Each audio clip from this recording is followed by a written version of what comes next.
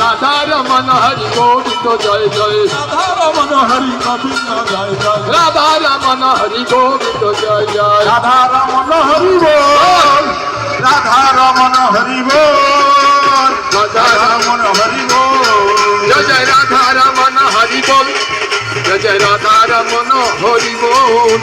রাধারমণ হরি বল তাই গৌর হরি বল হরি বল হরি বল নিতাই গৌর হরি বল হরি বল হরি বল